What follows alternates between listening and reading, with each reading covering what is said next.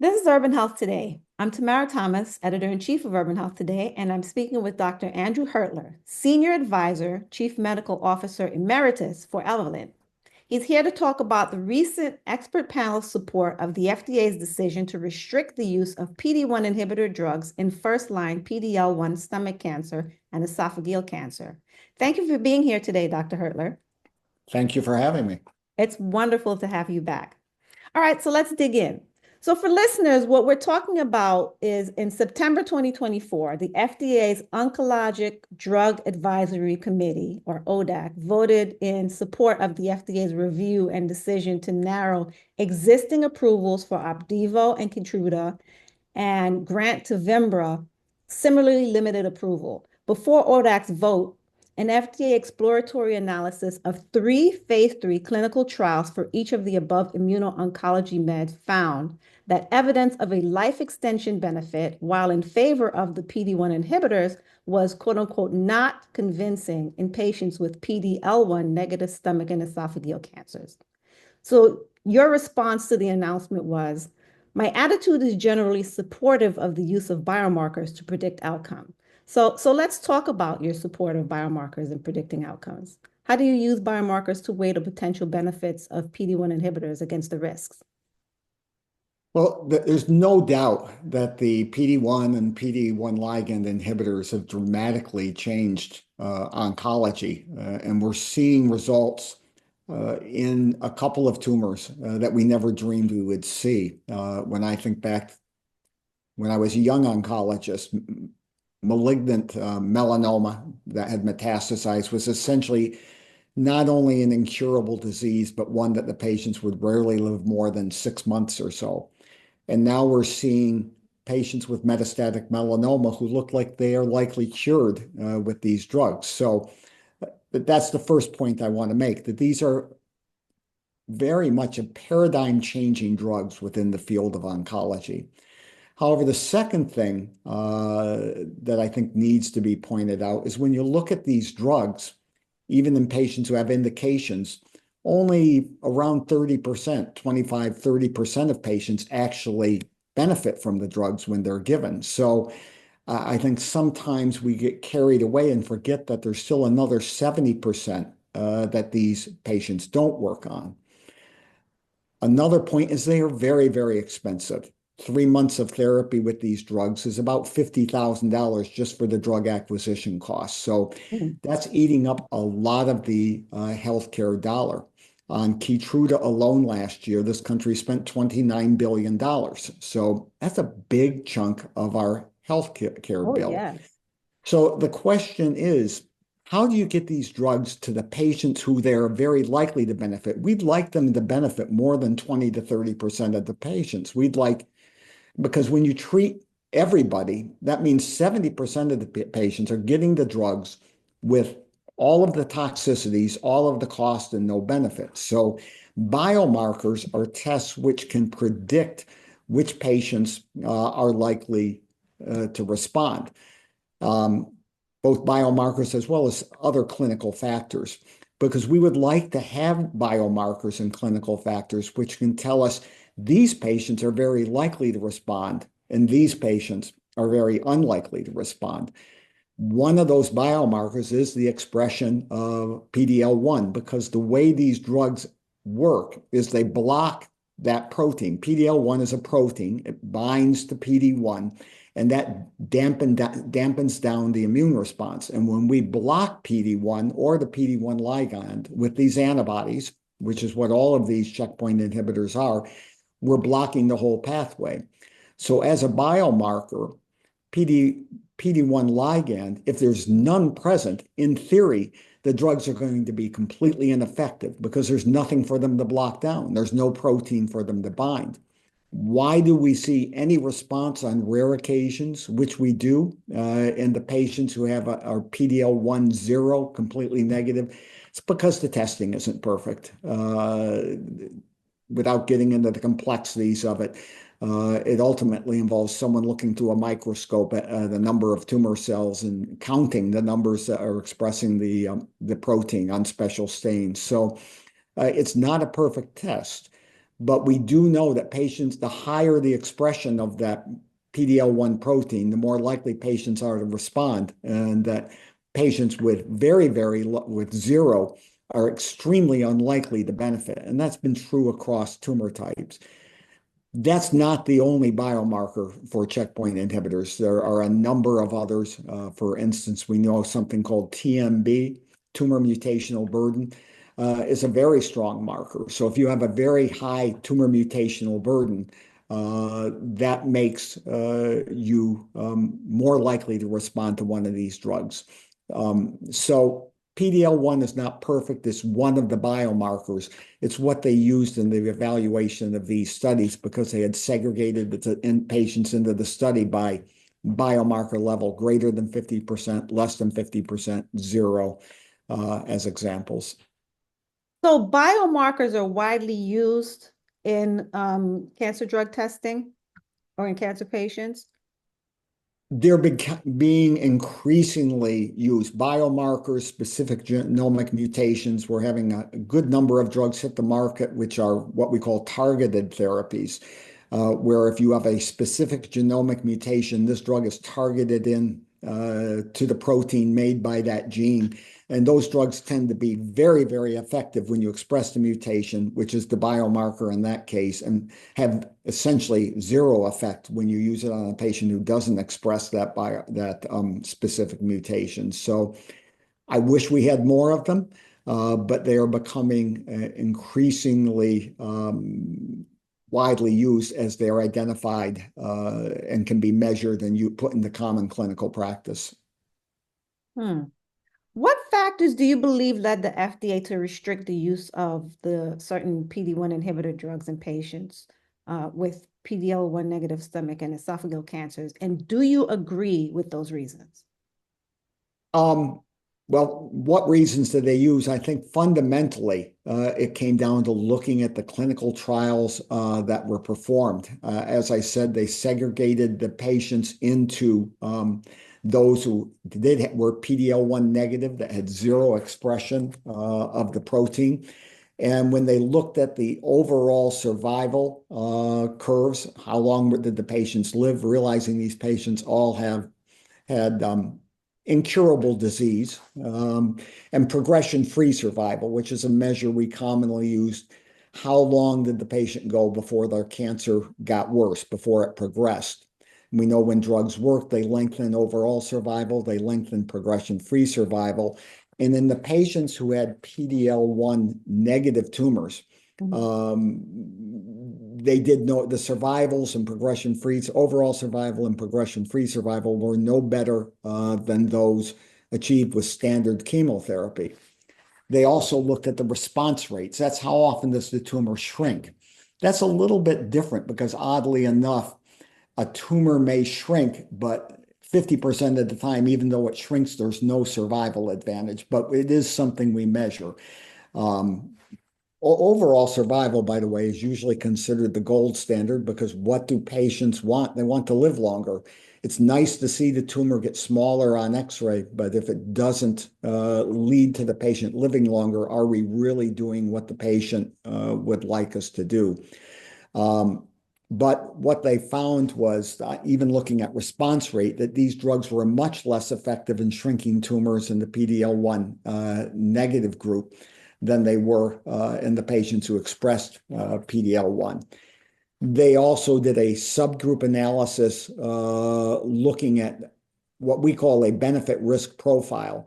And for the patients who did not express PD-L1, when one looked at that benefit risk profile, it was not favorable, which essentially means that the benefits didn't outweigh the risks for these patients. And what are the risks? The drugs are not without side effects, though they are generally better tolerated than our legacy cytotoxic chemotherapy. There are a number of toxicities which range from skin rashes and dermatitis, which can be severe, colitis, hepatitis, hypothyroidism, adrenal insufficiency, diabetes, pneumonitis, and rarely myocarditis and nephritis.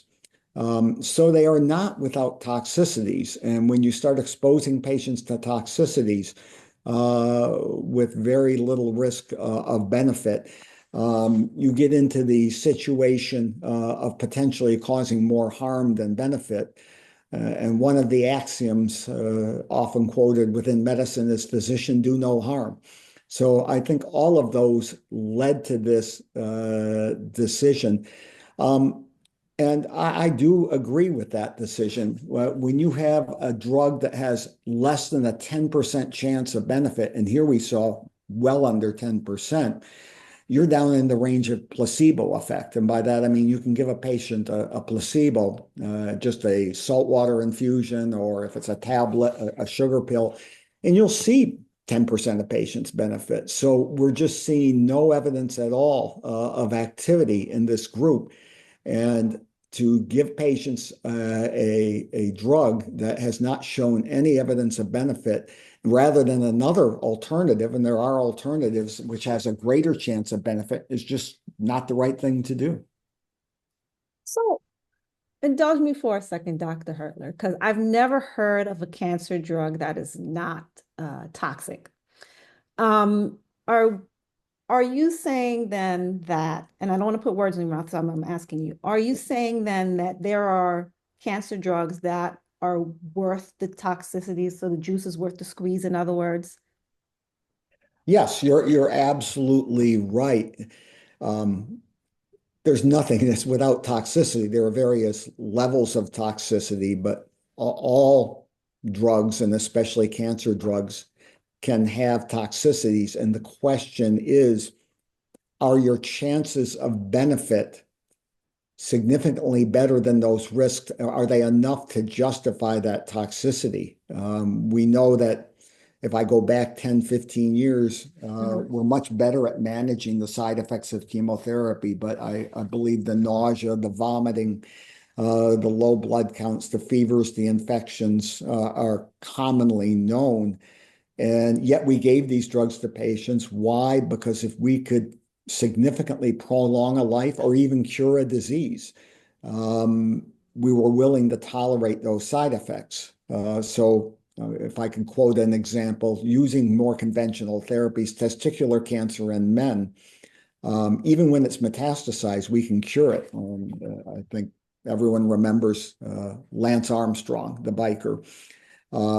Yes. Those drugs are incredibly toxic and hard to tolerate. That's a tough chemotherapy regimen to give to a patient. Why do we give it to people? Because we can cure people with it. So does the benefit significantly outweigh the risk or even come close to being equivalent to the risk is really the question. So drug manufacturers, they seem to be arguing that the reported adverse outcomes are not numerous enough to justify tighter restrictions. They want to keep things as they are because they're saying that they want patients to have options. How do you respond to the claim that the FDA's decision is premature or overly cautious? I think the real response I would make is, even if you will accept that there are not enough adverse outcomes, but there are adverse outcomes and there's no evidence of benefit. So my response would be, we've got to see some evidence that there's benefit, which I think is going to be really hard for them to show because the very protein they're targeting is not even present when you say that the level of the PD-1 ligand is 0. If you're using a PD-1 ligand inhibitor or a PD-1 inhibitor, but there's no PD-1 ligand, you don't have a target. Logically, it just shouldn't work. And so it may be that the adverse outcomes are not numerous, but they're not 0. And if they're not 0, yet the benefit cannot even be demonstrated, I don't think that, to me, that's a fallacious argument. They can talk about making drugs available, but if they don't benefit patients, if they cost the system money, and why is that important? Because we don't have an unlimited healthcare dollar in this country. And when you're spending $50,000 every 3 months for a therapy that doesn't work, that's money that could be given for prenatal care, for underserved communities. We have people who don't have any access to health care. So we have to a certain extent decide where we're going to spend our healthcare dollar and what populations we're going to use it for. And here we're spending vast amounts of money with no evidence whatsoever of benefit. That money could go into well child care. It could go into vaccination programs. It could go into getting antibiotics to patients who can't afford them. And yet we're using them for a drug that isn't benefiting anyone for an incurable disease. That's hard for me to stomach. No pun intended. I really appreciate your eye for fiscal responsibility. It's very refreshing. But I need to know then, based on what you're saying, how did they get approved to begin with all of this stacked up against them? How did they even get approved, these drugs? Was there like a flaw in the clinical trial, you think? No, I don't think there was a flaw in the clinical trial, but they did these trials on all patients. They included PD-L1 negative patients, PD-L1 more than 50%, less than 50%. And when they looked at the entire group, they were able to show benefit. And the FDA moves fairly quickly to get these to market because they can benefit patients. And when one looks at the entire group of patients, there clearly is a benefit. Patients are living longer. They're prolonging survival and in a clinically meaningful way. In a matter of months, we've seen some drugs approved in the past that only improve survival days, but these improve survival by months. But the FDA also says we want to see further development of data. We want to see how these patients do over the long term, because at the time they approved them, the studies are still ongoing and relatively recent, and patients are still alive. And what is the actual survival? And they wait and look at that data. And what they did here is they looked at that data and then they looked at the subgroups. How much does this benefit who express more than 50% of their cells express PD-L1? How does it express the 1 to 50%? How does it work in people with no expression? And as the data matured, they just were not able to see any benefit in the subgroup. So I think the FDA made the right initial decision to give a broad approval and wait for the data to actually come in. But when the data came in, there just wasn't a benefit there. And I think they again made the right decision, which is if it's not benefiting patients, then let's take away that indication and avoid creating any harm. And in general, this is how the FDA acts. They try to get drugs available as quickly as possible. That's why we have the accelerated approval pathway for patients who have diseases, which are terrible diseases, which are not going to be cured, and then wait for the data to come in and refine what those indications were over time. So they got the initial broad approval, but now we're down the road, more time has passed, we know more about the benefit, and they acted. So in my mind, in both cases, they acted correctly. They got the drug out there as fast as possible for these diseases. And then when they started seeing the specific groups that benefited, they acted again. Gastric and esophageal cancers disproportionately impact Black, Hispanic, and Asian communities. How does underrepresentation of these groups in clinical trials affect our understanding of PD-1 inhibitors' efficacy and safety? Yeah, that gets into another huge problem in general across clinical trials, is that we generally have underrepresentation of minority groups, of Blacks, of Hispanics, of Asian Americans. And that's true of many, many trials, not just this one. And they were underrepresented in these trials. And you can cut it both ways. They were underrepresented in the PD-L1 zero group. Realize by the time you look at patients who have no expression of PD-L1 in gastric cancer, you're looking at about 25% of all the patients have zero expression. In esophageal, you're looking at about 50%. So you're looking at an even smaller group. They were underrepresented in the overall group, and now you're doing a subgroup analysis, and they're even more underrepresented. And because they were underrepresented as a trial as a whole, the only way we have looking at this is the entire trial. In other words, yes, we do. Do we know that the PD-L1 negative group specifically, that Black patients would somehow, or Hispanic or Asian patients would behave differently than white European heritage patients in that group that expressed no PD-L1 ligand? It's possible. We can't answer that question because there were so few patients. On the other hand, I can flip it around and say, how about the patients who expressed PD-L1? We have a very small number of minority patients there as well. Do we know that it actually benefits them? The answer is, from a standpoint of statistical significance, no, we don't. There were just too few patients. And the problem is that patients are underrepresented in these trials.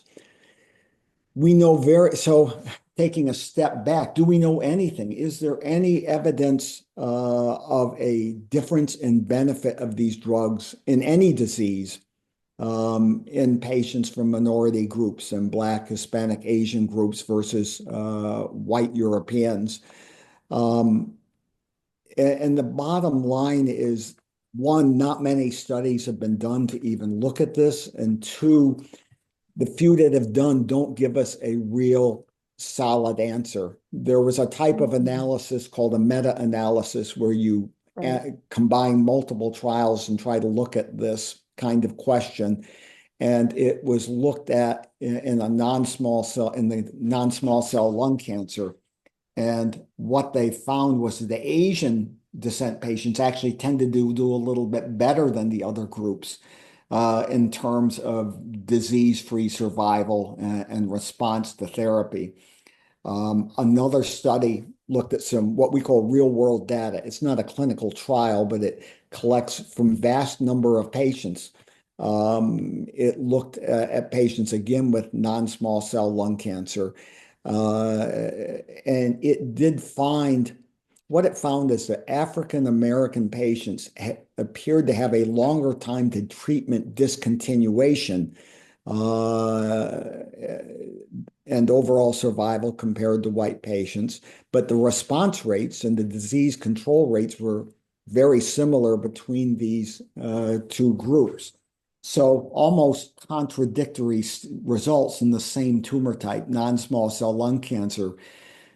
All we can really say is that overall, the studies we have suggest that these drugs are generally effective across different racial groups. Though it's possible that there is some variation in the extent of the benefit. And so how do we get to the answer? It's going to be, one is we need better clinical trials. We need more of an effort to include minority groups in these trials, though I worry that we're getting into such small subgroups that by the time you start looking at patients who are PD-L1 negative, which right away in gastric cancer, I've cut it down to 25% of the entire population of patients. And then I want to look at Black patients. So maybe that's 16, if you have a well-done trial, I've got 16, 20% Black patients. I'm still looking at 20% of 25%. So I'm looking at about 5% of the total population, and trying to get data which can show anything with any kind of statistical degree of certainty is going to be very, very difficult. I believe there is a way to get to the answer, though, and that's going to be looking at real-world data and using artificial intelligence to survey.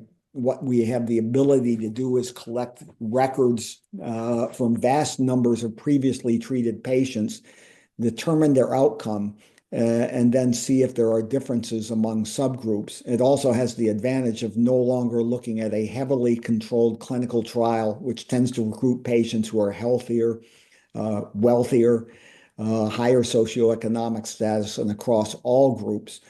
And when you start looking at 10,000, 50,000 patients through real-world evidence using artificial intelligence, you literally will be able to match patients up. What are the characteristics of a patient that make them respond? Find patients like this patient. Look at all Black patients. Look at all white patients. Look at all Hispanic and Asian patients. And how are they doing over vast numbers? That's probably what's going to need to be done to give us the answer, because I don't have any great confidence we can ever recruit enough people to clinical trials to give us the answers. That's actually a good idea, using AI to crunch the data. And that would be part of the clinical trial process? Yeah, well, crunching the analysis of the data would be would be a trial or a study in and of itself, though it's not a formal clinical trial. We would be looking at all of the patients who've been treated. There's a number of efforts in this regard. A number of years ago, the American Society of Clinical Oncology collected a tool called Cancer Link that collects patients records from vast number of patients. I think they now have about 15% of the cancer patients in the country, and it collects all of their outcomes, all of their clinical characteristics, how they were treated, and so you can see which therapies worked and on what patients. Another effort has been done by Flatiron, who similarly is collecting records such as this. So the idea we talk about now is creating digital twins. In other words, here's all the characteristics of my patient, find all the other patients who had the same characteristics, find how they were treated, which patients did best, and help identify what the therapy most likely to help this patient would be. But how do you see the limiting of PD-1 therapy in PD-L1 negative patients playing out in real-world scenarios? Could it ultimately protect underserved populations from unnecessary harm, or does it deprive patients who have responded positively to the drug? Well, given that I think it protects patients from harm, and two, it allows us to use those healthcare dollars in other areas of healthcare and public health initiatives. Particularly, my company does a lot of work with Medicaid and Medicare Advantage plans, and those plans are financially challenged. They have a set number of dollars. Medicaid's under incredible pressure right now. We want to see those dollars used as wisely as possible. So there is that aspect.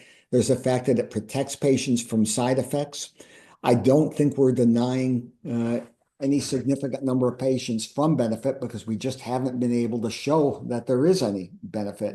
Not saying that there's never an isolated patient. I think I noted previously that why would any patient who has no PD-L1 ligand ever benefit from these therapies? It's probably because of a false negative on the test. So you will have an isolated patient. What's the answer to that? It's get better testing, get better biomarkers. When discussing a 10% or lower likelihood of response, how would you counsel patients on the trade-offs between potential benefit and the significant risks or side effects of immunotherapy? I would explain to them what a placebo is, that the benefit is no better than a placebo. I'd point out again that these drugs are not curative. I think we often get the impression they are, but with very few exceptions, they are not. Melanoma is an exception. And then I would finally say, but we have other options that are more likely to work. As your physician, my job is to get you to the therapy that is most likely to give you benefit, to give you what you want. And what does a patient with cancer want? They want to live longer and they want to live better. In other words, they want to have as few side effects as possible, and they want to be able to live longer with a good quality of life. And I would say, quite simply, I have better options for you.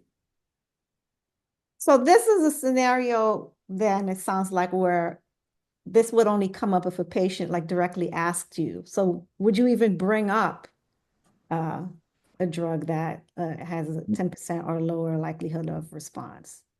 No, I would not even present it as an option. What do you feel are the most critical next steps in research to clarify which patient subgroups, if any, might still benefit from PD-1 inhibitors despite PD-L1 negatives, despite a PD-L1 negative status?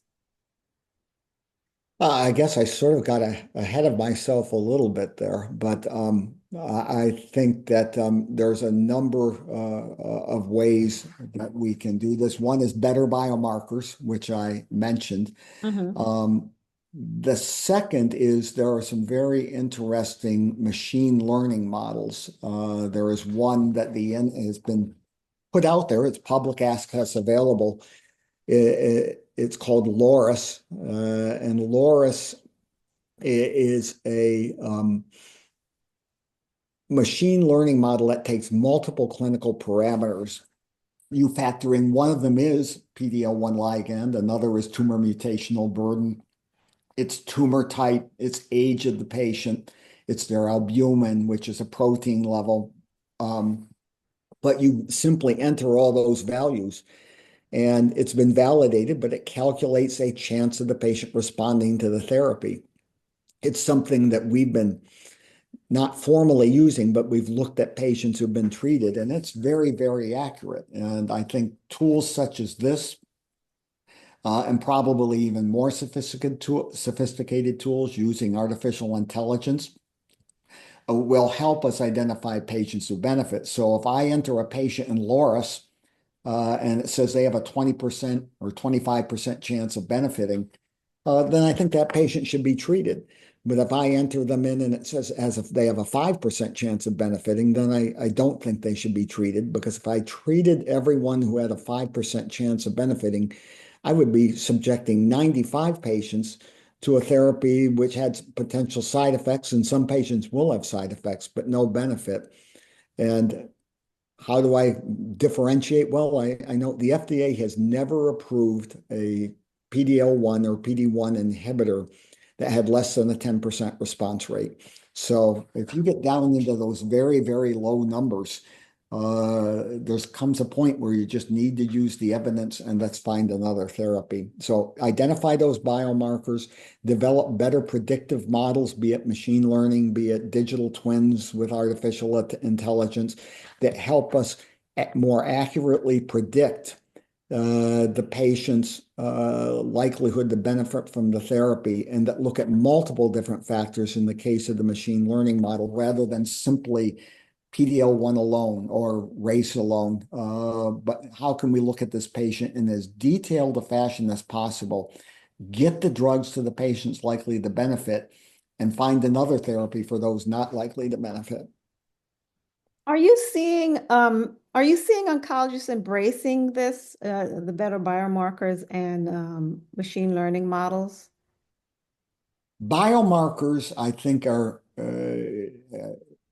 something that we all hold great hope for and that are Mhm. widely known about. I think machine learning models are just and artificial intelligence are just beginning to enter the arena. My my inkling is that oncologists are less familiar with these and less familiar with their use, and they haven't reached common utility, whereas things such as PD-L1 tumor mutational burden are more commonly utilized. The problem with utilizing just a single marker can be that it may not give you the entire picture. If let's say, just out of for instance, I think one thought, would there ever be, and you alluded to this question, no, I wouldn't present this as an option to a PD-L1 negative patient, but let's say I plugged them into Loris and I put in that they had 0 in a PD-L1, but they had an incredibly high mutational burden and everything that was else came out favorable. Mhm. And if if I did that and it said this patient has a significant chance, say 25% chance of responding, that might be the one situation where it would say, look, yes, the PD-L1 was negative, but that may be something wrong with that test because everything else is saying this patient should benefit. So what I'm that would be a case, and I think the direction we need to move is to stop relying on single tests and start looking at and categorizing patients by their overall chance of responding using more information than a single test, which can be erroneous. I wonder why ASCO is not embracing this. I mean, I didn't attend ASCO, but from what I saw, I didn't see that there were any breakout rooms or discussions of this. I wonder why. Why is the utility so low?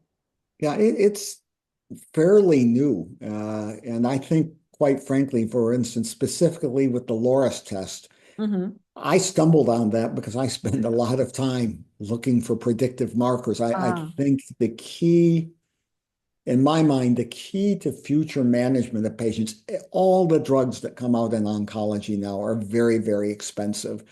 So how do you manage care in a world where everything is very expensive? Well, when the drug is likely, you get the right drugs to the right patient.